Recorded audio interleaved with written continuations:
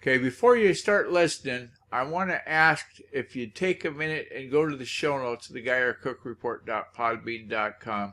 And there's a link there to write a review on Podchaser. And if you could take a minute and do that, I sure would appreciate it. Let's talk about how to make artificial intelligence a part of the web development tasks in the year ahead. Okay, there's a thing called the chatbot.